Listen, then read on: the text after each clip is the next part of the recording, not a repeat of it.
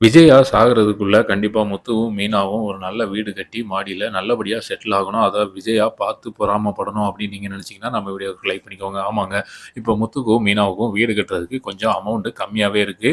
ஆனா, அவங்க எப்படியும் அத சமாளிச்சுருவாங்க அப்படின்னு நீங்களும் நானும் நம்புறேன். கண்டிப்பா ஆண்டவன் நம்ம முத்து, மீனா பக்கம் துணை இருப்பான். நல்லபடியா அவங்க வீட்ல மாடியில தனியா ஒரு ரூம் எடுத்து, ஒரு அட்டாச் பாத்ரூமோட சூப்பரா செட்டில் ஆக போறாங்க முத்துவும், மீனாவும். அத பத்தின ஃபுல்லான எபிசோடு தான் அடுத்தடுத்து வரப்போது. காலையில முத்துவும், மீனாவும் நம்ம மேஸ்திரி கூட மேல நின்னு பிளான் போட்டு பேசிக்கிட்டு இருக்கிறாங்க. முத்து இருந்துட்டு கையில ஒரு டீ கிளாஸ் வச்சுக்கிட்டு அப்படியே பேசிட்டு இருக்கிறாரு. "என்ன மேஸ்திரி சொல்றீங்க? இங்க இந்த இடத்துல சமையல் அறை வந்துச்சுன்னா கரெக்ட்டா இருக்கும். இல்ல இன்னும் கொஞ்சம் தள்ளி வைக்கலாமா? நம்ம மீனாவுக்கு சமையல் ரூம் எப்பவுமே பெருசா இருக்கணும். அதான் அவளுடைய ரொம்ப நாள் ஆசை. ஏன்னா எந்நேரமே மீனா சமையல் கட்டுலயே தான் இருப்பா." அப்படின்னு சொல்ல, மீனா இருந்துட்டு சிரிச்சுக்கிட்டே, "ஆமா, ஆமா மேஸ்திரி மேடம். சமையல் அறையெல்லாம் நல்லா வெளிச்சம் வர்ற மாரி கிளீனா இருக்கணும். அப்புறம் இந்த பாத்திரம் கழுவுற இடம் இருக்கு பார்த்தீங்களா? அது வெளிய தெரியாத மாரி கரெக்ட்டா அதுக்கு ஒரு மறைவு மாரி வச்சு விடுங்க. அந்த இடத்துல ஒரு சிங்க் வைங்க. ரொம்ப கிராண்டாலாம் வைக்க வேணாம். சும்மா சாதாரணமாவே வைங்க போதும்." அப்படின்னு சொல்றாங்க. உடனே அந்த மேஸ்திரி அம்மா இருந்துட்டு, "ஐயோ! முத்து, மீனா 2 பேருமே கவலைப்படாதீங்க. நீங்க சொல்ற மாரியே இந்த பிளான நான் சூப்பரா பண்ணி தரேன். மேல இருக்கிற சின்ன ரூம அப்படியே அஸ்திவாரம் போட்டு நீட்டிட்டோம் அப்படின்னா, அருமையான ஒரு ஹாலு, ஒரு 2 பெட்ரூமே வந்துரும். ஒரு பால்கனியும் சூப்பரா அந்த இடத்துல ரெடி பண்ணி குடுத்துர்றேன்." அப்படின்னு சொல்ல, முத்து இருந்துட்டு, "ஐயய்யோ! 2 பெட்ரூம்லாம் வேணாம். சிங்கிள் பெட்ரூம் போதும். எப்பயுமே நானு, அ என் மீனா, என் பிள்ளைக எல்லாருமே ஒரே ரூம்ல எப்பயுமே கூட்டு குடும்பம் மாரி ஜாலியாவே இருப்போம். தனித்தனி ரூம்லாம் வச்சு நாங்க பிரிஞ்சு இருக்க மாட்டோம்." அப்படின்னு சொல்ல, முத்து இருந்துட்டு, "சரி, சரி, சரி மேஸ்திரி மேடம். இன்னைக்கு மாலைக்குள்ள எப்படியாவது இந்த எஸ்டிமேட்லாம் போட்டு எங்களுக்கு எடுத்து குடுத்துருங்க. எவ்வளோ செலவாகும், என்ன ஏது அப்படின்னு நம்ம உடனே வேலைய ஆரம்பிக்கணும். யாரு என்ன தடை பண்ணாலும் சரி, இந்த மாடியில இந்த வீட்ட நம்ம கட்டி முடிக்கணும். அதுக்கு நாங்க உறுதியா இருக்கோம். கொஞ்சம் அமௌண்ட் மட்டும் எவ்வளோ ஆகும்னு சொன்னீங்கன்னா, நான் ரெடி பண்ணிருவேன். ஏன்னா இப்போதைக்கு என்கிட்ட கம்மியா தான் இருக்கு." அப்படின்னு சொல்றாரு.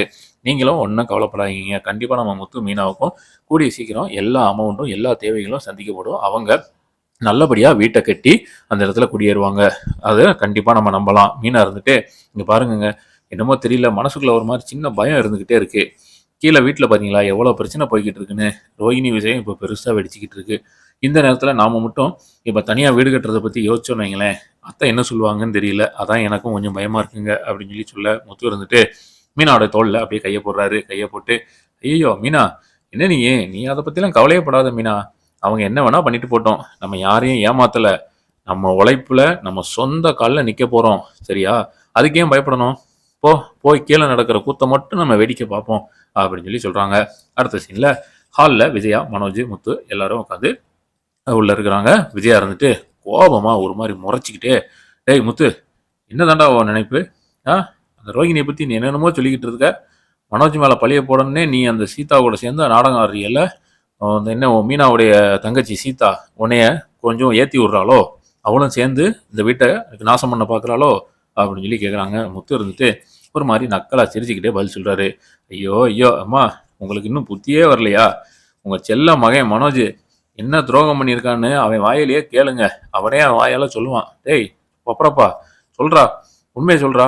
இல்லன்னா மரியாதையா என் கையால அடி வாங்கியே செத்துருவ பார்த்துக்கோ." அப்படின்னு சொல்ல, மனோஜ் இருந்துட்டு பயந்துகிட்டு, "ஐயய்யோ! டேய் முத்து, நீ சொல்றதெல்லாம் பொய்டா. நான் அப்படிலாம் எந்த தப்பும் பண்ணலடா. அந்த ரோகிணிலாம் அவளுக்கும் அந்த குழந்தைக்கும் எனக்கும் எந்த சம்மந்தம் கிடையாது."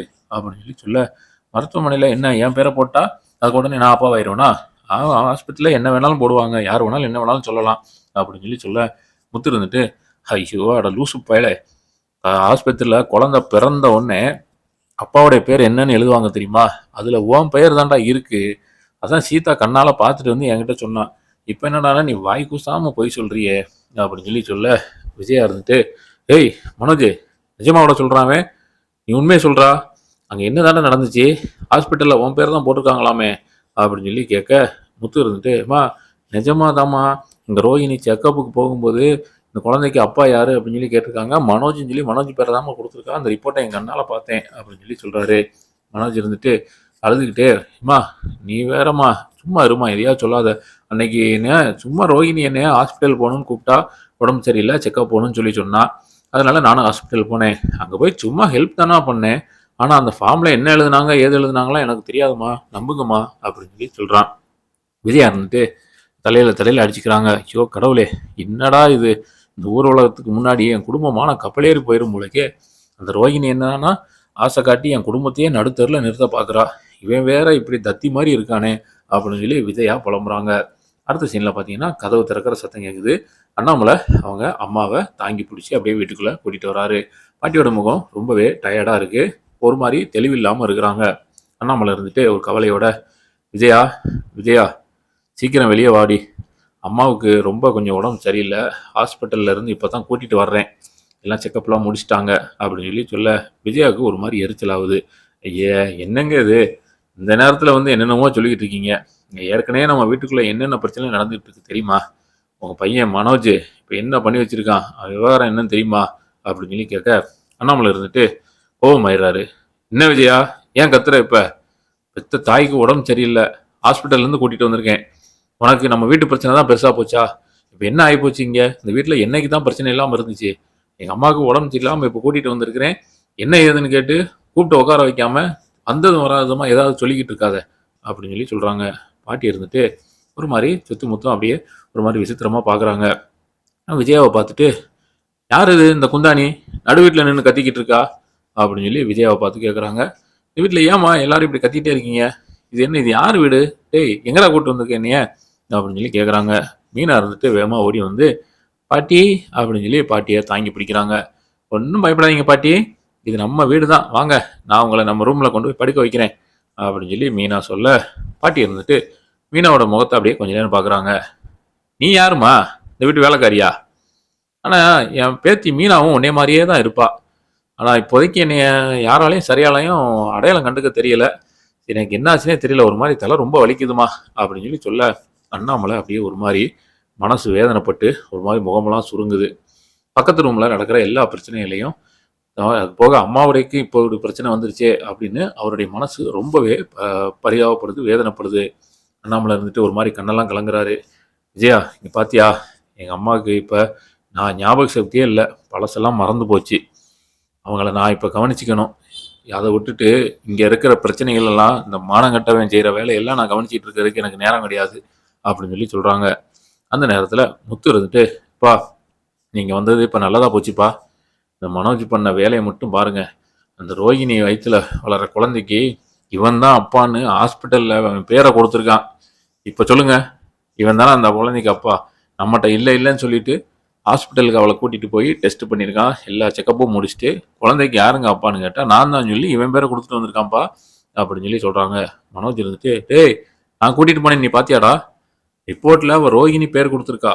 அதுக்காக பழிய என் மேல தூக்கி போட்டுருவியா? நான் எப்போடா ஹாஸ்பிட்டல் போனேன்? நீ என்னமோ நேர்ல வந்து பார்த்த மாரி எல்லாத்தையும் சொல்லிக்கிட்டு இருக்க.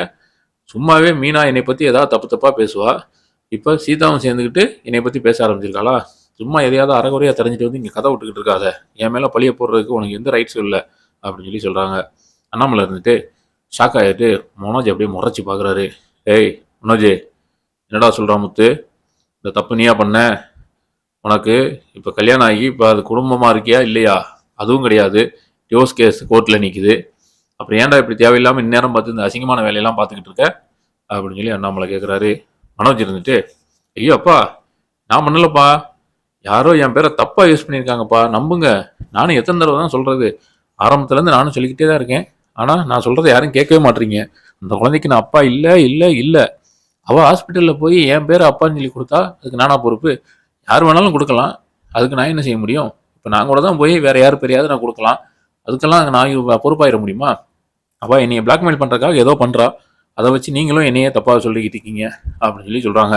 விஜயா இருந்துட்டு, "ஐயோ போதுங்க, எல்லாரும் நிறுத்துங்க. இப்படியே கத்தி கத்தி ஊரை கூட்டாதீங்க. முதல்ல இந்த மானங்கட்ட விஷயத்த எப்படி வெளியே தெரியாம மறைக்கிறதுன்னு பாருங்க. ஹாஸ்பிட்டல் ரெக்கார்ட்ல இருக்கிற உன் பேரை மாத்துறதுக்கு ஏதாவது வழி இருக்கும். கண்டிப்பா அதை கண்டுபிடிச்சு என்ன வழி இருக்கோ அதை செய்யணும்." அப்படின்னு சொல்லி சொல்றாங்க விஜயா. முத்து இருந்துட்டு ஒரு மாதிரி நக்கலா சிரிக்கிறாரு. "என்னது மாத்தணுமா? எங்க ஹாஸ்பிட்டல் ரெக்கார்ட்ல போய் இவன் பேரை மாத்த போறீங்க? என்னம்மா இவ்வளோ ஈஸியா சொல்லிட்டீங்க? இதெல்லாம் பார்த்துட்டு இந்த சட்டம் சும்மா இருக்கும்னு நினைக்கிறீங்களா? ஹாஸ்பிட்டல் ரெக்கார்ட்ல போய் பேரை மாத்துறதெல்லாம் அவ்வளோ ஈஸியான வேலை கிடையாதும்மா. நீங்களும் உங்க மகனும் செஞ்ச பாவம் தான் இப்போ உங்களை இந்த அளவுக்கு போட்டு ஆட்டிக்கிட்டு இருக்கு. இதுல இருந்தெல்லாம் நீங்க அவ்வளோ ஈஸியா தப்பிச்சிட முடியாது. உங்களுக்காக ஆண்டவன் அனுப்புன ஏமன் தான் அந்த ரோகிணி. பார்த்துக்கோங்க." அப்படின்னு சொல்லி சொல்றாரு. விஜயாவுக்கு கோபம் உச்சிக்கு ஏறுது. "இல்லை முத்து, வாயை மூடுறா நீ. என் குடும்பத்தை கெடுக்கிறதுக்குனே நீ பிறந்திருக்கடா நீ. எப்புட்றா அந்த பேரை மாத்தி தாண்டா ஆகணும். அது எப்புட்றா நீ சொல்லலாம் முடியாதுன்னு? நீ சொன்னா மாத்த முடியாம போயிருமா? இந்த விஜயா யார் தெரியுமா? என் பிள்ளைக்காக என்ன வேணாலும் செய்வா அப்படின்னு சொல்லி சொல்றா. அதுக்கு என்ன பண்ணணுமோ நாங்கள் 2 பேரும் அதை பார்த்துக்குறோம். நீ வாயை மூடிட்டு கிளம்புடா அப்படின்னு சொல்லி சொல்கிறாங்க. அடுத்த சீனில் மாடியில் முத்துவும் மீனாவும் நின்றுக்கிட்டு இருக்காங்க. உட்காந்து பேசிகிட்டு இருக்கிறாங்க. மீனா இருந்துட்டு, ஏங்க இன்னைக்கு பார்த்தீங்களா வீட்டில் நடந்த பிரச்சனையெல்லாம்? ஒரு பக்கம் பாட்டிக்கு ஞாபகமே இல்லாமல் பழசெல்லாம் மறந்து போச்சு. அவங்க பேசுறதெல்லாம் பார்த்தா எனக்கே மனசு கஷ்டமாக இருக்குங்க. எவ்வளோ பாசமாக இருப்பாங்க பாட்டி என் மேலே. இப்போ என்னையவே யாருன்னு கேட்குறாங்க. அதுவும் நீ இந்த வீட்டுக்கு வேலைக்காரியான்னு கேட்குறாங்க. அதை கேட்டுட்டு என் மனசு எவ்வளோ கஷ்டமாக இருக்குது தெரியுமா? இருந்தாலும் அவங்க வயசானவங்க. சரி ஏதோ உடம்பு சரியில்லை. அவங்க இருக்கிற நிலைமையில நம்மளும் இப்போதைக்கு ஏதோ சொல்லக்கூடாது அப்படிங்கிறனால அதையும் நான் தாங்கிக்கிட்டேங்க. ஆனால் அதுவும் பரவாயில்லைங்க. வீட்டில் உங்கள் அண்ணன் மனோஜ் அவர் பண்ணுற அந்த அசிங்கத்தினால மொத்த குடும்பமும் இப்போ தலை குனிஞ்சு நிற்க போகுது. அதை நினச்சா தாங்க எனக்கு கவலையாக இருக்குது அப்படின்னு சொல்லி சொல்கிறாங்க. முத்து இருந்துட்டு, ஐயோ மீனா, ஆமாம் மீனா, அப்பா என்னதான் அம்மா அவங்க மகனை காப்பாற்றணும்னு பார்த்தாலும் அவன் செஞ்ச தப்பு தப்பு தானே மீனா. அதுவும் ரோகிணி விஷயம் பார்த்து இப்போ எவ்வளோ தூரம் போயிடுச்சுன்னு. இனிமேல் இவங்களால இதை மறைக்கவே முடியாது மீனா. கண்டிப்பாக சட்டம் அந்த கடமையை செய்யத்தான் செய்யும். அதுலேருந்து இவங்க 2 பேரும் தப்பிக்கவே முடியாது. நம்மளை வேடிக்கை பார்க்கத்தானே போகிறோம். 2 பேருக்கும் சரியான தண்டனை கிடைக்கணும் மீனா. அப்போ தான் இதுங்க 2 திருந்துங்க. அம்மாவுக்கு அறிவே வர மாட்டேங்குது. அவன் என்ன பண்ணாலும் அவனுக்கு சப்போர்ட் பண்ணி பேசிக்கிட்டே இருக்க வேண்டியது. அவன் பாரு இதில் எவ்வளோ பெரிய பிரச்சனை பண்ணான். நம்ம வீட்டையே அடமானம் வச்சு நான் அப்பாவுக்கு தெரியாமல் கையெழுத்து போட்டு ஒருத்தவங்க கிட்ட 30,00,000 பணத்தையும் வாங்கி அதையும் ஏமாற்றி எவ்வளோ பிராடு வேலை பார்த்துருக்கான். எல்லாத்துக்கும் இந்த அம்மா தான் உடலை அவனுக்கு சப்போர்ட்டாக நிற்கிறாங்க. இப்போ பாரு அந்த ரோகிணியோட வயிற்றில் வளர்கிற குழந்தைக்கு நான் அப்பா இல்லைன்னு சொல்கிறான். அதையும் அம்மா நம்பிக்கிட்டு அவனுக்கே சப்போர்ட் பண்ணிக்கிட்டு இருக்கிறாங்க. இவங்களெல்லாம் என்ன செய்யனே தெரியல. எப்படியாவது இவங்க மாட்டிட்டு முழிக்கட்டும். நம்ம வேலையை பார்க்கணும் மீனா. எப்படியாவது நம்ம அடுத்த எதிர்காலத்தில் நம்ம குழந்தைக்கு ஒரு நல்ல ஒரு வீடு இருக்கணும் சொந்தமாக. அப்போனா தான் நம்ம சுயமாக சொந்த காலில் நின்னா தான் நம்ம பிள்ளைய நல்லபடியாக பார்த்துக்கிற முடியும். நம்ம அந்த வேலையை பார்க்கணும் அப்படின்னு சொல்ல மீனா இருந்துட்டு, ஆனால் ஒன்று மட்டுங்க, நம்ம வீடு கட்டுற வேலையை மட்டும் எந்த காரணத்தை கொண்டு நிப்பாட்டக்கூடாதுங்க. நம்ம சீக்கிரமாக அந்த வீட்டை கட்டி முடிக்கணும். அப்போ தான் நம்ம சொந்த காலில் நிற்க முடியும் அப்படின்னு சொல்கிறாங்க. முத்து இருந்துட்டு அப்படியே மீனாவுடைய கையை 2யும் பிடிச்சிக்கிறாரு. இங்கே பாரு மீனா, கண்டிப்பாக யார் என்ன தடை பண்ணாலும் சரி, நம்ம கனவு நனவாகிறத யாராலையும் தடுக்கவே முடியாது மீனா. இப்போ சொல்கிறேன், இது உன் மேலே சத்தியம். சரியா? எக்காரணத்தை கொண்டும் அந்த வேலையை மட்டும் நான் நிப்பாட்டவே மாட்டேன். நாளைக்கு கண்டிப்பாக நம்ம மேஸ்திரியை மறுபடியும் கூப்பிட்டு வேலையை இன்னும் கொஞ்சம் வேகமாக நடத்த ஆரம்பிக்க சொல்லணும். இப்போதைக்கு நல்லா தூங்கு மீனா, காலையில் வேலை நிறையா இருக்குது அப்படின்னு சொல்கிறாங்க. நைட்டு எல்லாரும் விஜயா, மனோஜ் எல்லாருமே அடுத்து என்ன செய்யலாம் அப்படின்னு சொல்லி பிளான் பண்ணிக்கிட்டு இருக்காங்க. ஆனால் முத்துவும் மீனாவும் எதிர்காலத்தை பற்றிய திட்டத்தோட அப்படியே நல்லமாக நிம்மதியாக உறங்குறதுக்கு தயாராகிறாங்க. மறுநாள் காலையில் சூரியன் உதிக்குது. காலையில் ஹாலில் விஜயா ஒரு மாதிரி கவலையோட நைட்டு தூக்கமே இல்லாமல் கண்ணெல்லாம் அப்படியே செவந்து போய் சோபாவில் உட்காந்து யோசிச்சுட்டு இருக்காங்க. அப்போ சமையல் கட்டிலேருந்து மீனா காப்பியை எடுத்துகிட்டு வர்றாங்க. வந்துட்டு விஜயா இருந்துட்டு மீனாவை பார்த்தோன்னே அவங்களுக்கு எரிச்சல் ஆகுது. என்னடி எல்லாரும் எழும்பியாச்சா இல்லையா? வீட்டில் என்ன பெரிய புகமே அடிச்சுக்கிட்டு இருக்கு. எப்படி உங்களால் மட்டும் இப்படி சாதாரணமாக இருக்க முடியுது? என்ன உன் புருஷன் என்னென்னமோ பேசிட்டு இருக்கிறான். என்ன விஷயம்? மாடியில் வீடு கட்ட போகிறேன் அப்படி இப்படின்னு. என்ன விஷயம்? துட்டு ரொம்ப வந்துருச்சோ அப்படின்னு சொல்லி கேட்க, மீனா இருந்துட்டு அமைதியாக பதில் சொல்கிறாங்க. அத்தை, நான் எந்த தப்பு பண்ணலையே. அவங்க என்ன சொன்னாங்க அதில் நியாயம் இருக்குது. என் வீட்டுக்கார் சொன்னதில் என்ன தப்பு? தப்பு பண்ணவங்க கண்டிப்பாக பயப்பட தான் செய்யணும். அங்கே ஏன் அந்த பயப்படணும்? நாங்கள் ஏன் நிம்மதி இல்லாமல் தூங்காமல் இருக்கணும்? இது பாருங்கள், நீங்கள் ஏன் இப்படி தூங்காமல் நைட்டு விடிய விடிய உட்காந்துட்டு இருக்கீங்க அப்படின்னு சொல்லி கேட்குறாங்க. அதை விடுங்க, நான் இப்போ பாட்டிக்கு காப்பி கொடுக்க போகிறேன், நான் கிளம்புறேன், எனக்கு வேலை இருக்குது நிறையா அப்படின்னு சொல்லி சொல்கிறாங்க. விஜயா இருந்துட்டு கோவப்பட்டுறாங்க. அடேங்கப்பா, இப்படிலாம் பேசுறதுக்கு உனக்கு எங்கே இருந்துட்டு தைரியம் வந்துச்சு? அந்த முத்து உனக்கு நல்லா கொம்பு சீவி விட்றான். என்ன இந்த 2 பேருக்கும் இருக்குடி, வைக்கிறேன் ஒரு நாள் ஒரு ஆப்பா அப்படின்னு சொல்ல பாட்டி அந்நேரம் ரூம்குள்ளேருந்து வெளியே வர்றாங்க. முகத்தில் அவங்கள ஏற்கனவே பழைய ஞாபகம்லாம் இல்லை பார்த்தீங்களா? அதனால் ஏதோ ஒரு யோசனையோடய அப்படியே வெளியே வர்றாங்க. சுற்றி முற்றி பார்க்குறாங்க. பார்த்துட்டு, ஏ குந்தானி, விஜயா, என்ன இங்கே நேற்று ராத்திரி என்னென்னமோ நடந்துச்சுன்னு சொன்னாங்க. என்ன விஷயம் அது? எனக்கு அப்படியே ஒரு மாதிரி மண்டையெல்லாம் சுற்றுது. ஒன்றும் புரியலை. என்ன தான் பண்ணுறீங்களோ அந்த வீட்டில் அப்படின்னு சொல்ல, விஜயா இருந்துட்டு, ஐயா அத்தை, நீங்கள் போய் படுங்க, அதெல்லாம் ஒன்றும் இல்லை, சும்மா சின்ன பிரச்சனை தான். ஏற்கனவே உங்களுக்கு உடம்பு வேறு சரியில்லை, நீங்கள் வேறு இதில் ஏன் தலையிடுறீங்க? நீங்கள் போய் ரெஸ்ட் எடுங்க அத்தை. அப்புறம் உங்கள் மகன் வந்தால் என்னையத்தான் வைவார் அப்படின்னு சொல்கிறாங்க. அடுத்த சீனில் மாடியில் முத்துவும் மீனாவும் மேஸ்திரி வரவும் அங்கே வேலையெல்லாம் ஸ்டார்ட் பண்ணுறதுக்கு பேசிக்கிட்டு இருக்காங்க. செங்கல்லாம் சொல்லியிருக்காங்க. செங்கல்லோடு வர்றதுக்கான வேலையெல்லாம் நடந்துகிட்டு இருக்கு. முத்து இருந்துட்டு, அளக்கிற டேப் ஒன்று வச்சுக்கிட்டு, இங்கே பாருங்க மேஸ்திரிமா, நான் சொன்ன மாதிரி இந்த இருக்கு பார்த்தீங்களா, இந்த பக்கம் இந்த சுவரை மட்டும் கொஞ்சம் இடித்து பெருசு பண்ணிடணும் சரிங்களா. இந்த கார்னர்லேருந்து நம்ம ரூம் அப்படியே எடுக்க ஸ்டார்ட் பண்ணுறோம். அப்புறம் கதவு வைக்கிற இடத்துல பார்த்தீங்கன்னா கரெக்டாக ஒரு லெவல் பார்த்துக்கோங்க அப்படின்னு சொல்ல, மேஸ்திரி இருந்துட்டு, அண்ணா முத்தண்ணே என்னாச்சு, செங்கல்லாம் இன்னைக்கு மத்தியானம் வந்துடும்ல, அதெல்லாம் நான் சொல்லியாச்சு, நீங்கள் கவலைப்படாதீங்க, கண்டிப்பாக வேலையை சீக்கிரம் ஸ்டார்ட் பண்ணிடுறோம், விறுவிறுன்னு வேலை நடக்கும், நீங்கள் ஒன்றும் கவலைப்படாதீங்க அப்படின்னு சொல்ல, மீனா இருந்துட்டு, ஐயோ ரொம்ப சந்தோஷங்க, எப்படியோ நம்ம சொந்த வீட்டில் வாழ போகிற நாள் கூடிய சீக்கிரமே வந்துடும் போல இருக்குது, சீக்கிரமாகவே வேலை முடிஞ்சிடும் என்னங்க, கொஞ்சம் ரொம்ப கிராண்டாலாம் வேணாங்க, கொஞ்சம் சிம்பிளாகவே நம்ம பார்த்து நமக்கு ஏற்ற மாதிரி பண்ணிக்கிடுவோம் போதும் அப்படின்னு சொல்கிறாங்க. முத்து இருந்துட்டு, இங்கே பாரு மீனா, நம்ம கஷ்டத்துக்கு பலன் கிடைக்கிற நேரம் வந்துருச்சு, ஆண்டவன் எல்லா நேரமும் ஒன்று போல் இருக்க மாட்டான், நல்லவங்களுக்கு எப்போவுமே ஆண்டவன் துணை நிற்பான், இங்கே பார்த்தியா இந்த வீட்டில் கீழே இருக்கிறவங்க என்ன வேணாலும் குளறுபடி பண்ணிட்டு போட்டோம், அம்மாவும் சரி மனோஜும் சரி, அதெல்லாம் நம்ம கண்டுக்கிறவே கூடாது, நம்ம ஒரு தனி பாதையில் போய்கிட்டே இருப்போம் அப்படின்னு சொல்கிறாங்க. அடுத்த சீனில் பார்த்தீங்கன்னா ஹாஸ்பிட்டலில் அந்த பதிவை பேரை மாற்றுறதுக்காக விஜயாவும் மனோஜும் திட்டம் போட்டுக்கிருக்காங்க. விஜயாவும் மனோஜும் ஒரு வாரமாக உட்காந்து ஒரு மாதிரி ரகசியமாக பேசிகிட்டு இருக்காங்க. ஏய் மனோஜே, சும்மா உட்காந்துக்கிட்டு இருந்தால் காரியம் நடக்காதுடா, அந்த ரோகிணியை பார்த்தியா என்ன பண்ணி வச்சுருக்கான்னு, ஹாஸ்பிட்டல் ரெக்கார்டில் உன் பேர் இருக்கிறத எப்படியாவது மாற்றியே ஆகணும்டா, இல்லைன்னா நம்ம குடும்பமான ரோட்டில் நிற்கும் பார்த்துக்கோ அப்படின்னு சொல்கிறாங்க. மனோஜ் இருந்துட்டு, அம்மா நான் நேற்றே விசாரித்தேம்மா, ஹாஸ்பிட்டலில் ஏதோ லீகல் பிரச்சனைலாம் வருமா, சும்மாலாம் பேரை மாற்ற முடியாதான் அப்படின்னு சொன்னாங்கம்மா, பெரிய வக்கீல் யாரையாவது போய் பார்க்கணும், அவங்க மூலியமாக தான் நம்ம அதை செய்ய முடியும் அப்படின்னு சொல்ல, விஜயா இருந்துட்டு, ஐயோ வக்கீலா, ஏய் அதுக்கு எவ்வளோடா செலவாகும், சரி அதுக்கு என்ன பண்ணணுமோ பண்ணும், ஏன் நம்ம வக்கீல் கிருஷ்ணராம்கிட்டே பேசலாமே, ஆனால் அந்த ரோஹிணிக்கு உடைய பிள்ளைக்கு நீ தான் அப்பான்னு இது பத்திரிக்கையில இது ஆந்திராலத்துலேயும் வந்துடக்கூடாதுடா, அதுக்கு என்ன வழி இருக்கோ அதை சீக்கிரம் யோசிக்கணும், நம்ம லாயரமாட்டே கேட்போமே, அவங்க தானே அது இந்த கேஸையும் சேர்த்து நடத்த சொல்லுவோம் அப்படின்னு சொல்கிறாங்க. மனோஜ் இருந்துட்டு, அம்மா இங்கே வேற எனக்கு ரொம்ப பயமாக இருக்குமா, அப்பாவுக்கு தெரிஞ்சிச்சுன்னு வைங்க அவ்வளோதான், இன்னைக்கு ஒன்னே ஓட்டுருவார் அப்படின்னு சொல்கிறாரு. விஜயா இருந்துட்டு, டேய் உங்கள் அப்பா கிட்ட வாயவே திறக்காதரா, நான் பார்த்துக்கிறேன், நீ உடனே கிளம்பி அந்த ஹாஸ்பிட்டலுக்கு போ, அங்கே இருக்கிற யாரையாவது பார்த்து எதையாவது பணத்தை கணத்தை கொடுத்து விஷயத்தை முடிக்க முடியுமான்னு பாரு அப்படின்னு சொல்கிறாங்க. அண்ணாமலை அடுத்த சீனில் பார்த்தீங்கன்னா ஒரு எச்சரிக்கை ஒன்று கொடுக்குறாரு. என்னென்னா, இவங்க பேசிகிட்டு இருக்கும்போது அண்ணாமலை அந்த இடத்துக்கு டக்குன்னு வந்துடுறாரு. என்ன ரெண்டுமே திருட்டு பய உள்ளங்க, என்ன உட்காந்து ரகசியமாக பேசிக்கிட்டு இருக்காங்க அப்படின்ட்டு, என்ன விஜயா, என்ன மூலையில் உட்காந்து ஏதோ ரகசியம் பேசிக்கிட்டு இருக்கீங்க தாயும் பிள்ளையும், என்ன ஹாஸ்பிட்டலில் பேரை மாற்றுறதை பற்றி ஏதோ பேசுகிற மாதிரி கேட்குது, ஏய் மனோஜே என்னதான்டா பண்ணி வச்சிருக்க நீ, இன்னும் புரியலடா எனக்கு அப்படின்னு சொல்கிறாங்க. விஜயா இருந்துட்டு டக்குன்னு சமாளிக்க பார்க்குறாங்க.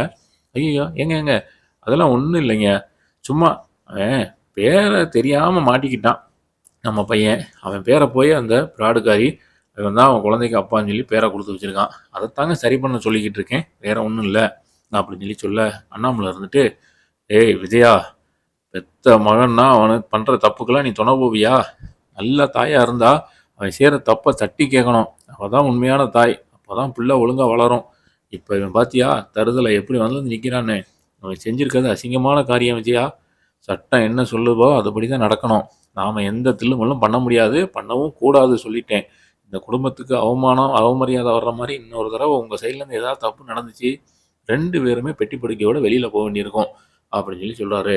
மறுபடியும் அடுத்த சீனில் பார்த்தீங்கன்னா இது எதையுமே கேட்காம மனோஜ் ஹாஸ்பிட்டலுக்கு போகிறாரு. போயிட்டு ஒரு பெரிய அது வந்து தனியார் மருத்துவமனை, பிரபலமான மருத்துவமனை தான், அதனால் மனோஜ் வந்து பயந்துக்கிட்டே அப்படியே ரிசப்ஷன் கவுண்டர் நோக்கி பார்க்குறாரு. நடந்து போயிட்டு, சீதா எப்படி நம்மளை பார்த்துடக்கூடாது, அதுக்குள்ளேயும் யாரையாவது பிடிச்சி காசை கொடுத்து ஏதாவது சரி பண்ணணும் அப்படின்னு சுற்றி முற்றியும் பார்த்துட்டு ரிசப்ஷனில் போய் பேசுகிறாரு. இங்கே பாருங்கக்கா, நான் போன வாரம் இங்கே ஒரு அட்மிட் ஆன கேஸை பற்றி விசாரிக்கணும், ரோகிணி அப்படின்னு சொல்லி ஒருத்தவங்களை நான் கூட்டிகிட்டு வந்தேன் இல்லையா, அவங்க ஃபைலில் அப்பா பேர் என்ன கொடுத்துருக்காங்கன்னு பார்க்கணும் அப்படின்னு சொல்லி கேட்குறாங்க. உடனே அவங்க நர்ஸ் இருந்துட்டு, சார் நாங்கள் அப்படிலாம் கொடுக்க மாட்டோம் சார் அப்படின்னு சொல்ல, அந்த ரோஹினிகிட்ட இருந்து அந்த ரிப்போர்ட்டில் ஒரு காப்பியை வாங்கிட்டு வந்திருப்பாரு. அந்த காப்பியை காட்டி, இங்கே பாருங்கள் நான் தாங்க இந்த ரிப்போர்ட்டே அவங்கள கூட்டிகிட்டு வந்தது, பேஷண்ட்டை நான் தான் கூட்டிகிட்டு வந்து செக் பண்ணேன், ஞாபகம் இருக்கா அப்படின்னு சொல்ல, அவங்க யோசிச்சு பார்த்துட்டு, ஓ அப்போ இவங்களா தான் இருக்குமோ அப்படின்ட்டு, சார் அது ரொம்ப கான்ஃபிடென்ஸ் சார், நீங்கள் அவங்க ஹஸ்பண்டுன்னு சொன்னால் கூட நாங்கள் வெரிஃபிகேஷன் இல்லாமல் கொடுக்க முடியாது, டாக்டர் வந்தால் தான் நாங்கள் கேட்டுட்டு தான் அந்த விஷயத்தை செய்வோம் அப்படின்னு சொல்கிறாங்க. மனோஜ் இருந்துட்டு, ஐயோ மேடம் நீங்கள் வேறு, நான் ஒரு ரோகி அவங்க புருஷன் தான், நான் அந்த ஃபைலில் இருக்கிற பேரை தான் கொஞ்சம் மாற்றி வைக்க முடியுமான்னு கேட்குறதுக்கு தான் வந்தேன், அதில் ஏதோ தப்பாக என் பேர் விழுந்துருச்சு அப்படின்னு சொல்லி சொல்கிறாங்க. உடனே நர்ஸ் இருந்துட்டு, என்ன சார் விளையாட்டு காட்டிக்கிட்டு இருக்கீங்களா? ஹாஸ்பிட்டல் இருக்கார்ல, என்ன இந்த மாதிரி வேலையெல்லாம் நடக்குது? பேரை மாத்துறதுக்கு கோர்ட் ஆர்டர் வேணும் சார், இல்லைன்னா போலீஸ் வெரிஃபிகேஷன் வேணும். சும்மா வந்துக்கிட்டு எங்கள் பேரை மாற்றுங்க அப்படின்னா மாற்ற முடியாது. நீங்கள் சொல்கிறதுக்காகலாம் நாங்கள் எடுத்து எழுதி இருக்குது நான் சாதாரண ரெக்கார்டு நினச்சிங்களா அப்படின்னு சொல்லி கேட்க, மனோஜ் தலையில் கை வச்சுட்டு, ஐயோ இது நடக்காது போலுக்கே அப்படின்ட்டு ஃபோனை எடுத்து விஜயாவுக்கு ஃபோன் பண்ணுறாப்புல. அண்ணே அழுதுகிட்டே, அம்மா நான் ஹாஸ்பிட்டல் நர்ஸுக்கிட்ட கேட்டு பார்த்தேம்மா, இங்கே வந்து அவங்க இருக்கிறவங்க பேரை மாற்றவே முடியாதுன்னு சொல்கிறாங்க. கோர்ட்டுக்கு தாம்மா போகணுமா, இப்போ நான் மோசமாக மாட்டிக்கிட்டேன் அப்படின்னு சொல்லி சொல்கிறாங்க. விஜயா இருந்துட்டு, டேய் முட்டா பாட, ஒழுங்கா அங்கே இருக்கிற பெரிய அதிகாரி யாராவது இருந்தாங்கன்னா பார்த்து நல்லா ஏதாவது கையில் கை நிறைய காசு கீசை கொடுத்து முடிக்க வேண்டியதானடா. அதான் கையில் 5,00,000 வச்சிருக்கீல, அங்கே போய் இப்படி அழுதுகிட்டு நிற்கிறியே, உன்னையெல்லாம் ஒரு வேலைக்கும் லாய்க்கு இல்லைடா. உடனே அங்கேருந்து நேராக வக்கீல் ஆஃபீஸுக்காவது போ, நேராக போய் அவங்க சொல்கிறத கேளு அப்படின்னு சொல்லி சொல்கிறாங்க. அடுத்த சீனில் மறுபடியும் மாடியில் முத்து மீனாவும் வேலை மேஸ்திரி எல்லாரையும் காட்டுறாங்க. வீடுக்கு கட்டுற வேலையை ஸ்டார்ட் பண்ணிக்கிருக்காங்க. அவங்க எல்லாரும் சுட்டு செங்கல்லாம் அடுக்கி வச்சு சுற்றுல ஒரு சுற்றுச்சுவர் கட்டுறதுக்கான வேலையை தொடங்கியிருக்காங்க. முத்து அவங்களுக்கும் அவரும் கூட இருந்து அவங்களுக்கு ஏற்ற சில சில வேலைகளை செஞ்சுக்கிட்டு இருக்காரு. வேர்வையை அப்படியே தொடச்சிட்டு சிரிச்சுக்கிட்டு, என்ன மேஸ்திரி வேகம் பத்தலையே, இன்னைக்கு சாயங்காலத்துக்குள்ளே இந்த ஒரு சுவரையாவது நம்ம எழுப்புனா தான் நாளைக்கு அடுத்த பக்கம் அந்த பக்கம் சுவரை நம்ம இது பண்ண முடியும் அப்படின்னு சொல்லி சொல்ல, மேஸ்திரி இருந்துட்டு, இங்கே பாருங்க முத்துனே, கவலைப்படாதீங்க, பார்த்தீங்கல்ல எங்கள் ஆட்கள்லாம் எப்படி மும்முரமாக வேலை பார்க்குறாங்கன்னு, இன்னும் 2 நாளில் இந்த மாடியில் சுற்றி இருக்கிற சுவரை ஃபுல்லாகவே நம்ம எழுப்பிடுவோம், முழு ஒரு வடிவத்தை கொண்டு வந்துடலாம் அப்படின்னு சொல்லி சொல்ல, மீனா இருந்துட்டு அந்நேரம் கொஞ்சம் இந்த சூடான காப்பி கொஞ்சம் பலகாரம்லாம் வச்சு தட்டில் எடுத்துகிட்டு வர்றாங்க. இங்கே பாருங்கள் அந்த மேஸ்திரி அம்மா, அக்கா நீங்கள் வாங்க, கொஞ்சம் எல்லாருமே டீ குடிச்சிட்டு அப்புறம் வேலையை பாருங்கள், வேலையை ரொம்ப நீங்கள் ஃபாஸ்ட்டாக பார்க்குறீங்க, ரொம்ப உடம்பு சோர்வாயிரும், இந்தாங்க எல்லோரும் கொஞ்சம் ஃப்ரெஷ் ஆகிட்டு இந்த டீயெல்லாம் குடிங்க அப்படின்னு சொல்லி சொல்ல, முத்து இருந்துட்டு டீ கிளாஸ் வாங்குறாரு. சூப்பர் மீனா, தேங்க்ஸ் மீனா, உன்னுடைய இந்த டீயை குடித்தாலே அப்படியே டபுள் எனர்ஜி வந்துடும் மீனா. கீழே வீட்டில் என்னென்ன பிரச்சனை நடந்துக்கிட்டு இருக்கு, என்ன நடந்தாலும் சரி, இங்கே நம்ம உழைப்புல விடிகிற ஒவ்வொரு நாளும் சந்தோஷமாக இருக்குது மீனா அப்படின்னு சொல்லி முத்து சந்தோஷமாக பேசுகிறாரு. மீனா இருந்துட்டு, ஆமாங்க கடவுள் நம்ம பக்கம்தான் இருக்கிறாரு, நாம் எப்பயுமே நேர் வழியில் தான் போய்கிட்டு இருக்கோம், அதனால் நமக்கு எந்த கஷ்டமும் வராது அப்படின்னு சொல்லி பேசிக்கிட்டு இருக்கிறாங்க. கீழே ஹாலில் அண்ணாமலை பாட்டி எல்லாம் உட்காந்துட்டு போய் அண்ணாமலை ஒரு மாதிரி சோர்ந்து போய் உட்காந்துருக்கிறாரு. பாட்டி ஒரு பக்கம் அவங்க பக்கத்துலேருந்து உட்காந்துருக்குறாங்க, ரூம்லேருந்து வெளியில் வந்து உட்காந்துருக்குறாங்க. முகம் ஒரு மாதிரி லேசாக தெளிவடைஞ்ச மாதிரி இருக்குது பாட்டியோட மூஞ்சி. பாட்டி இருந்துட்டு அண்ணாமலை தோளில் கை வச்சுட்டு, டே என்னப்பா அண்ணாமலை, முகமெல்லாம் ஒரு மாதிரி வாடி போய் உட்காந்துருக்கியே, வீட்டில் ஏதோ பெரிய சத்தம் கேட்டுக்கிட்டே இருக்கு டெய்லி, என்னப்பா இது சண்டையா, என்ன பிரச்சனை போய்கிட்டு இருக்கு, எனக்கு ஒன்றுமே புரியலை அப்படின்னு சொல்லி சொல்ல, அண்ணாமலை இருந்துட்டு ஒரு மாதிரி கண்ணு கலங்கிட்டு பாட்டியோட கையை பிடிச்சிக்கிறாரு. பிடிச்சிட்டு, அம்மா உனக்கு உடம்பு சரியில்லாமல் ஹாஸ்பிட்டலில் சேர்த்தோம், இப்போ வீட்டுக்கு வந்துட்டா, ஆனால் இந்த வீட்டில் இருக்கிற பசங்க பண்ணுற கூத்து இருக்கே, அது என்ன என்னை உயிரோடு கொள்ளுதுமா, நீ வேற இப்படி எதுக்கு எடுத்தாலும் அது மறந்து போச்சு இது மறந்து போச்சுன்னு உன்னை பார்க்கும்போதே எனக்கு அது வேற ஒரு பக்கம் பாவமாக இருக்குது அப்படின்னு சொல்லி சொல்ல, பாட்டி இருந்துட்டு, பசங்களா என்னடா மனோஜ் என்ன பண்ணா, முத்து முத்து என்ன சொல்கிறான், எனக்கு ஒன்றும் சரியாக ஞாபகமே வர மாட்டேங்குதுப்பா, ஆனாலும் என் மனசு எதையோ நினச்சி ரொம்ப துடிக்குது அப்படின்னு சொல்லி சொல்கிறாங்க. அண்ணாமலை இருந்துட்டு, சரிம்மா விடுங்க, நீங்கள் இப்போ எதை பற்றியும் கவலைப்படாதீங்கம்மா, நீங்கள் போய் உங்கள் ரூமில் ஓய்வு விடுங்க, இந்த வீட்டில் நடக்கிற தப்புக்கெல்லாம் எப்போ தான் முடிவு வருமோ எனக்கும் ஒன்றும் புரியலம்மா, நீங்கள் வேற இப்படி இந்த நிலைமையில் இருக்கிறீங்க அப்படின்னு சொல்லி சொல்கிறாங்க. அடுத்த சீனில் பார்த்தீங்கன்னா வீட்டு வாசல் கதவு திடீர்னு திறக்குது, எல்லாரும் அதிர்ச்சியோட திரும்பி பார்க்குறாங்க. அங்கே ரோகிணி கையில் ஒரு ஃபைலோடு நிற்கிறாங்க. என்ன ஒரு சவாலாக இருந்தாலும் நம்ம எதிர்கொள்ளலாம் அப்படிங்கிற ஒரு தைரியத்தோட வீட்டு வாசலில் வந்து நிற்கிற மாதிரி தெரியுது. உடனே விஜயா இருந்துட்டு, டேய் இவ எதுக்கு இங்கே வர்றா, இந்த அறைக்கு எதுக்குடா இங்கே வந்தா, இப்போ வெளியே போ அப்படின்னு சொல்லி சொல்ல, ரோஹிணி இருந்துட்டு ஒரு மாதிரி நக்கலாக சிரிச்சுக்கிட்டே உள்ள நடந்து வர்றாங்க. என்ன என்ன ஆண்டி இப்படி சொல்கிறீங்க, என் பிள்ளைக்கு அப்போ மனோஜ் அவன் இருக்கிற வீடு தானே இது, நாங்கள் எங்கே போகணும்னு சொல்லுங்கள், நீங்களே சொல்லுங்கள், என் புருஷன் இருக்கிற வீட்டுக்கு தான் நான் வந்திருக்கிறேன், என் பிள்ளைக்கு அப்பா அவர் தானே அப்படின்னு சொல்லி சொல்ல, அண்ணாமலை இருந்துட்டு கோபத்தில் படக்குன்னு எந்திரிச்சிடறாரு. எந்திரிச்சிட்டு, ஏய் மனோஜ் வாடா வெளியே, இங்கே பாரு நீ செஞ்ச தப்புக்கு இப்போ நம்ம வீட்டு படி ஏறி வந்து இப்போ என்ன பேசிகிட்டு இருக்கிறா பாரு, இதுக்கு என்னடா பதில் சொல்ல போகிற, சொல்லி தொலைடா அப்படின்னு சொல்லி சொல்கிறாரு, கூப்பிட்றாரு. அந்நேரம் ஹால் முழுவதும் பார்த்தீங்கன்னா, ஒரு மாரி அமைதியாயிருது. ரோகிணி கையில ஒரு ஃபைல வச்சுட்டு கம்பீரமா நிக்கிறாங்க. விஜயா ஆத்திரத்தில அப்படியே கண்ணெல்லாம் சிவந்து போய் ஏற்கனவே விடிய விடிய தூங்காம எப்புட்றா இந்த பிரச்சனைய சமாளிக்கலாம்னு யோசிச்சுக்கிட்டு இருக்கிறாங்க. மனோஜ் ஒரு மூலையில அப்படியே சுருண்டு போய் நிக்கிறாப்புல. விஜய் அப்படியே பல்ல கடிச்சுட்டு ரோகிணிய நோக்கி அப்படியே நேரா நடந்து போறாங்க. "ஏய் ரோகிணி, என்ன உனக்கு இவ்வளோ தைரியம் இருந்தா என் வீட்டுக்கே வருவ? நீயும் உன் வயித்துல உள்ள குழந்தையும் என்ன என்ன பிளான் பண்ணிக்கிட்டு இருக்கீங்க? என்ன என் குடும்பத்த கெடுக்க வந்திருக்கீகளா? என் குடும்பத்துக்கு பிடிச்ச சனியே நீதானடி" அப்படின்னு சொல்ல, ரோகிணி இருந்துட்டு கொஞ்சம் கூட பயப்பட மாட்றாங்க. நக்கலா ஒரு மாரி சிரிச்சுட்டு, "என்னத்த? என்ன இப்படி பேசுறீங்க? இது உங்க வீடு மட்டும் இல்ல. என் குழந்தையோட அப்பா மனோஜ், அவன் வீடும் தான் இது. உனக்கும் இந்த வீட்ல பங்கு இருக்குல்ல? அப்புறம் நான் ஏன் வெளிய போணும்? இங்க இருக்கிற வீட்ல தான் நாங்களும் இருக்க போறோம். நீங்க என்னைய வெளிய அனுப்பணும்னு சொன்னீங்கன்னா, இதே ஹால்ல உட்காந்து நான் தர்ணா போராட்டம் பண்ணிருவேன்." அப்படின்னு சொல்றாங்க. அண்ணாமலை இருந்துட்டு கோபத்துல, "ரோகிணி, வாய மூடு. என்னதான் கேவலம் பண்ணா நீ பண்ணிக்கிட்டு இருந்தாலும், மனோஜ் பண்ண இந்த தப்புக்கு இந்த வீட்ல எந்த இடமும் கிடையாது. ஆனா ஒண்ணு, நீ இப்ப உள்ள வந்துட்ட. இப்பவே உண்மைய எல்லார் முன்னாடியும் பேசணும். "டேய் மனோஜ், என்னடா பண்ணிக்கிட்டு இருக்க? உள்ள முட்டையாடுற? வாடா வெளிய." அப்படின்னு கூப்பிட, மனோஜ் ஒரு நடுங்கிக்கிட்டே வேகமா உள்ள ஓடி வராரு. "ஏய் அப்பா, அப்பா, அப்பா நான் ஒண்ணும் பண்ணலப்பா, பண்ணலப்பா. இவ பொய் சொல்றாப்பா இவ பொய்யி." அப்படின்னு சொல்றாரு. ரோஹிணி இருந்துட்டு, "டேய் மனோஜ், நீ எத்தன நாளைக்கு இப்படி பொய் சொல்லிட்டே இருக்க போற? ஏன் தான் இப்படி வீட்ல உள்ள இல்லங்களுக்கும் நீ பயந்து சாகுறியோ தெரியல. ஹாஸ்பிட்டல் ஃபார்ம்ல கையெழுத்து போட்டப்போ உனக்கு தெரியலையா? இது உன் குழந்தைன்னு. இப்ப என்னடான்னா, எனக்கு தெரியாதுன்னு நாடகம் ஆடிக்கிட்டு இருக்க. பாரு, இந்த எல்லா டாக்குமெண்ட்ஸும் சரி, அதுக்கு என் கையில காப்பியும் இருக்கு. பார்த்துக்கோ." அப்படின்னு சொல்றாங்க. அந்நேரம் கீழ ஏதோ சத்தம் கேட்குதே அப்படின்னு முத்துவும் மீனாவும் மாடியிலேருந்து இறங்கி வர்றாங்க. முத்து இருந்துட்டு, "ஏய் என்ன கீழ ஒரே கச்சேரியா இருக்கு. நம்ம வீட்டுக்கு ஏதோ புது விருந்தாளி வந்திருக்கா போலருக்கு. வா வா, எனக்கு தெரிஞ்ச அந்த ரோகிணியா தான் இருக்கும். ரோகிணி மேடம், என்ன இன்னைக்கு நம்ம வீட்டு பக்கம் வழி தவறி வந்துட்டீங்க போல. என்ன பார்லரம்மா?" அப்படின்னு கேட்க, மீனா இருந்துட்டு, பாவம், ஐயோ இவள பார்த்தா தான் எனக்கு பரிதாபமா இருக்கு. இவங்க என்ன இங்க வந்து இப்படி கத்திக்கிட்டு இருக்காங்க அப்படின்னு சொல்ல, விஜயா இருந்துட்டு, "டேய் முத்து, அவ இங்க வந்து நின்னுக்கிட்டு நம்ம மானத்தையே வாங்கிக்கிட்டு இருக்கா. உங்களுக்கெல்லாம் என்ன நக்கலா தெரியுதா? இவ்வளவு பிரச்சனையும் உன்னால தாண்டி வந்துச்சு. நீயும் அந்த சீதாவும் சேர்ந்து தான் இவள இப்ப இங்க கூட்டிட்டு வந்திருப்பீங்க. நீங்க சொல்லி தான் இவ வந்திருக்கான்னு நெனைக்கிறேன்." அப்படின்னு சொல்ல, முத்து இருந்துட்டு கடுப்பாயிர்றாரு. விஜயாவ பார்த்து, "அம்மா, என்னம்மா? வாய சும்மா வச்சுட்டு சும்மா இருங்கம்மா.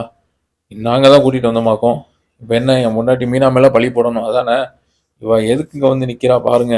உங்க செல்ல மகன், உங்க ஆசை புள்ள. அவன் செஞ்ச யோக்கியத்தனத்துக்கு தான் இப்ப இவ இங்க வந்து நிக்கிறா. அன்னைக்கு அவன் பண்ண லீலைகள் எல்லாம் மூடி மறைக்கப்பான்னு நெனைச்சீங்க. இப்ப பார்த்தீங்களா எப்படி மாட்டிக்கிட்டான்னு." அப்படின்னு சொல்றாங்க. அண்ணாமலை இருந்துட்டு 2 பேரையும் தடுத்து நிறுத்துறாரு. நடுவுல வந்து நின்னுக்கிட்டு, "டேய், தேவையில்லாம எதுவும் பேசி சண்டை போட வேண்டாம்." அப்படின்னு எல்லாரும் கொஞ்சம் அமைதியா இருங்க. இங்க யாரும் இனி கத்தக்கூடாது.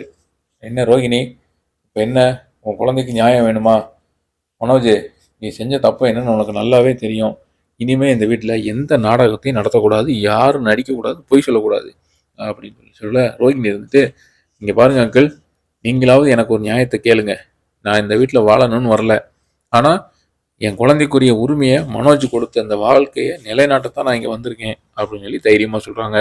அண்ணாமலை இருந்துட்டு, "டேய் மனோஜ், நீ ஒரு பொண்டாட்டிய வச்சுட்டு ஊர் சுத்தினது பத்தாதுன்னு, இன்னைக்கு அவ வயித்துல ஒரு குழந்தையும் குடுத்துட்டு, அவ வாழ்க்கையும் இப்ப ரோட்ல நிறுத்திட்ட இல்ல?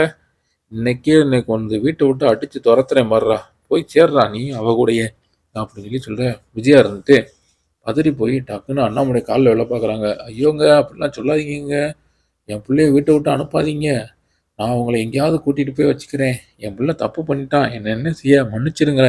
இன்னொரு தடவ இந்த மாரி தப்பு நடக்காது." அப்படின்னு சொல்ல, அந்நேரம் பாட்டி இருந்துட்டு ஒரு பக்கத்து ரூம்ல இருந்து அப்படியே தள்ளாடிட்டே வெளியே வர்றாங்க. சுத்தி முத்தியும் பார்த்துட்டு, "என்னப்பா இது? இந்த வீட்ல எல்லாரும் ஏன் இப்படி அழுதுகிட்டு இருக்கீங்க? அவ யாரு? ரோகிணியா? டேய் மனோஜ், என்னடா இது? இவ உன் முன்னாடி தானடா? என்னடா இங்க சண்டை போட்டுக்கிட்டு இருக்கீங்க? எனக்கு ஒண்ணுமே புரியலையே." அப்படின்னு சொல்றாங்க. மூத்து இருந்துட்டு பாட்டியோட தோள அப்படியே தாங்கி பிடிச்சுக்கிறாங்க. "பாட்டி, பாட்டி, நீ உள்ள போய் படு பாட்டி. எல்லாம் உன் பேரன் மனோஜுடைய குட்டு தான் இங்க வெளிப்பட்டுக்கிட்டு இருக்கு. எல்லாமே அவனால வந்த பிரச்சனை தான்." அப்படின்னு சொல்ல, உடனே மீனா இருந்துட்டு, "தப்பு யார் மேல இருந்தாலும் அந்த குழந்தை என்ன பாவம் பண்ணுச்சு? அதுக்கு ஒரு நியாயம் கிடைக்கணும்ல." அப்படின்னு சொல்றாங்க. ரோகிணி இருந்துட்டு, "மீனா, நீங்க மட்டும் தான் என்னைய அந்த வீட்ல புரிஞ்சுக்கிட்டு பேசுறீங்க. நான் அந்த வீட்ல இருந்து போகவே மாட்டேன் மீனா. மனோஜ் என் வாழ்க்கையவே நாசம் பண்ணியிருக்கிறாரு. அவன்கிட்ட இருந்து நியாயம் கிடைக்கிற வரைக்கும் நான் இங்கே இந்த வாசல்ல தான் உட்காந்துருப்பேன் அப்படின்னு சொல்றாங்க. மனோஜ் இருந்துட்டு, ஐயோ கடவுளே! நான் எங்க போறது? எனக்கு இப்போ போறதுக்கு வேற வழி இல்லாம பண்ணிக்கிட்டீங்களே! இப்படி மாட்டிக்கிட்டேனே! அப்படின்னு புலம்ப, குடும்பத்தோட மொத்த மானமும் இப்ப காத்துல பறக்க போது. விஜயாவுடைய திட்டம் தவிடுபொடி ஆயிப்போச்சு. ரோகிணி கண்டிப்பா என் குழந்தைக்கு அப்பா மனோஜ் தான் அப்படின்னு அவங்க உரிமையை கேட்டு அந்த வீட்டிலேயே உட்காந்து தர்ணா போராட்டத்தை ஆரம்பிக்க போறாங்க. இப்ப விஜயாவுடைய நிலைமை என்ன அப்படிங்கிறது தான் கேள்வி.